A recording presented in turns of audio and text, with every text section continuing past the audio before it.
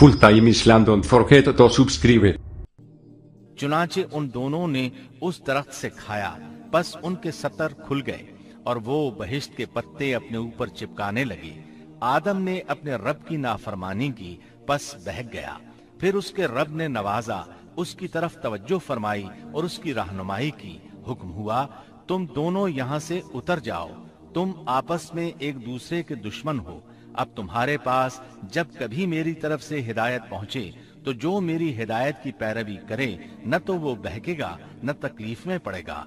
हाँ, जो मेरी याद से रूगर्दानी करेगा उसकी जिंदगी तंगी में रहेगी और बरोज़े क़यामत हम उसे अंधा करके उठाएंगे। आदम अलैहिस्सलाम जमीन पर उतरे और अपने रब से तौबा के कलिमात सीख लिए। वो कलिमात ये हैं: ऐ हमारे रब, हमने अपना नुकसान किया और अगर तूने हम पर मग़फ़िरत और रहमत न फरमाई तो हम खसारा उठाने वालों में से हो जाएंगे। आदम अलैहिस्सलाम जमीन पर उतरे और उनके साथ हव्वा अलैहिस्सलाम भी उतरी और उनके साथ ही इब्लीस को भी उतारा गया। ये किस जगह पर उतरे इस बारे में इख्तिलाफ पाया जाता है, लेकिन इब्ने अब्बास रज़ी अल्लाह अन्हु की बात राजे महसूस होती है कि आदम अलैहिस्सलाम को हिंद में और हव्वा अलैहिस्सलाम को जद्दे में उतारा गया। जब आदम अलैहिस्सलाम उतर आए तो हव्वा अलैहिस्सलाम की तलाश शुरू कर दी। जमीन में उनकी तलाश में सरगर्दा हुए। आखिरकार मैदान अरफात में दोनों की मुलाकात हो गई। चूंकि मैदान अरफात में दोनों ने एक दूसरे की मारिफत हासिल की थी और उनका आपस में तारुफ हुआ था, लिहाजा इसी मुनासिबत से इस मैदान का नाम अरफात मशहूर हो गया। अल्लाह ताला ने जमीन के अंदर इंसानों को फैलाना शुरू किया और जमीन को मर्दों और औरतों से आबाद कर दिया।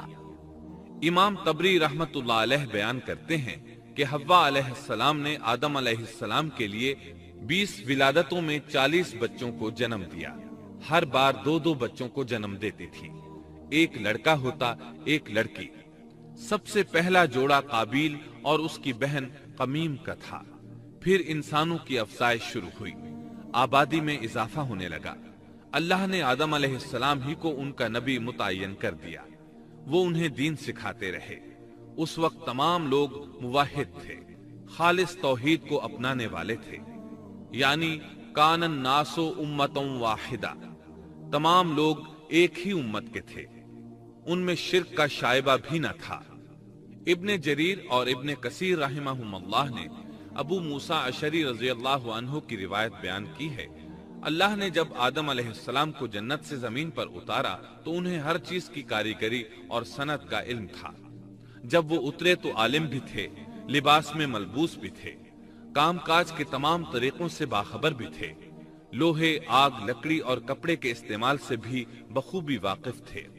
हमारे बरक्स वो इन कामों को अपनी इब्तिदा ही से जान चुके थे, क्योंकि हम सब लोगों का हाल ये है कि जब तक सिखाया न जाए हमें कुछ नहीं आता। आज के दौर में बाज अफ्रीकी कबाइल के अफराद वहशियाना और गैर मुहज्जब जिंदगी गुजारते हैं।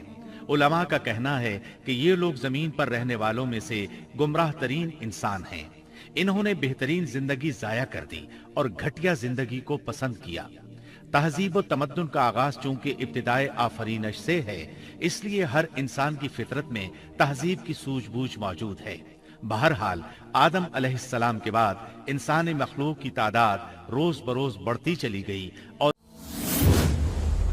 Full Time Islam, don't forget to subscribe.